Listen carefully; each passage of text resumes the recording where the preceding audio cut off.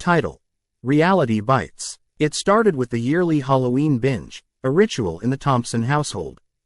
Jack, a high school senior with a penchant for horror films, had collected every classic films from the golden age of slashers to psychological thrillers, and this year he decided to host the ultimate fright night.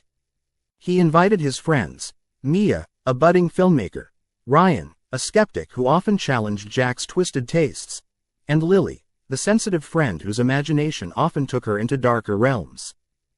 As the sun dipped below the horizon, Jack set up the living room, adorned with blankets, snacks, and dim, flickering candles to mimic the ambiance of his favorite horror scenes.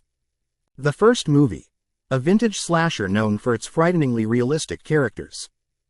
"Just wait until you see what happens next," Jack exclaimed with a gleam in his eye.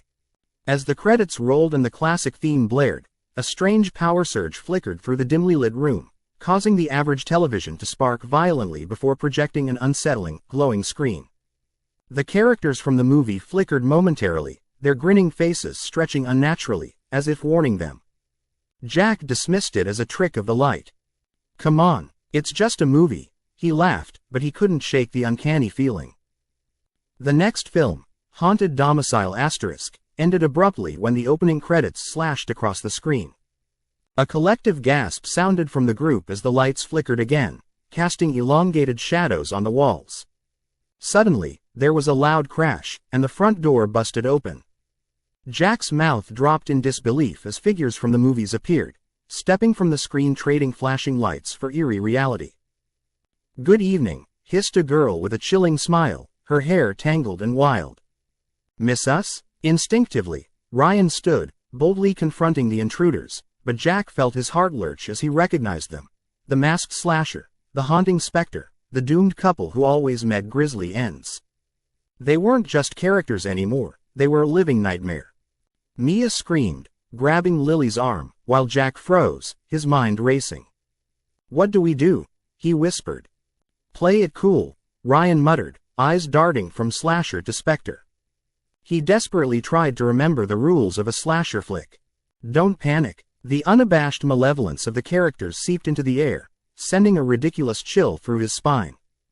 Just then, another figure emerged, an entity even more terrifying than the rest. A tall, gaunt individual wearing a grotesque grin, picking at the remnants of a bloody sweater. "Anyone want to play?" it crooned, as if luring them into a twisted game. They dashed into the adjacent dining room, barricading the door as laughter erupted from the other side, a chaotic blend of the past and the present. Shadows danced under the faint glow of candles, distorting reality. "We need a plan," Mia blurted, taking deep breaths to calm herself. "Movies," Jack shouted. "Let's turn on the TV again, maybe we'll find a way to send them back." With shaky hands, they powered up the television. The screen flickered to life, showing a montage of their own previous choices in horror, scenes of destruction, screams, and blood.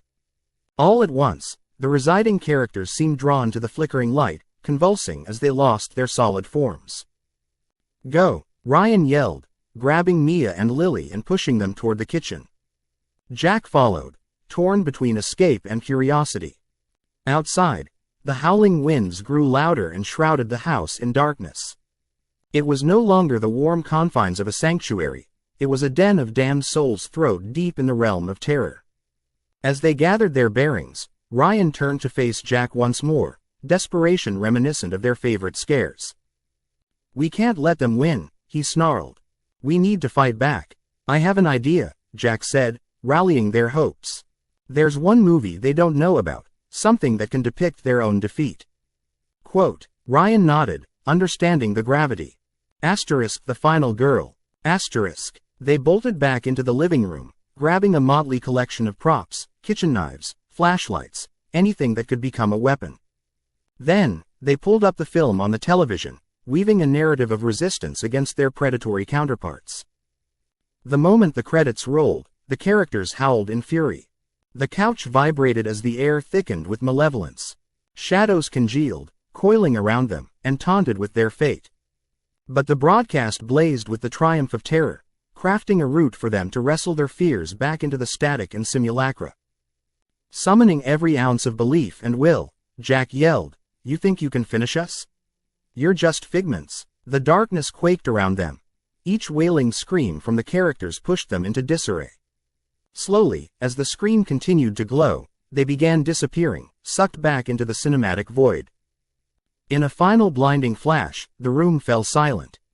A lingering haze enveloped the corners of their vision. They couldn't be sure if they had just escaped a dream or walked out of nightmare.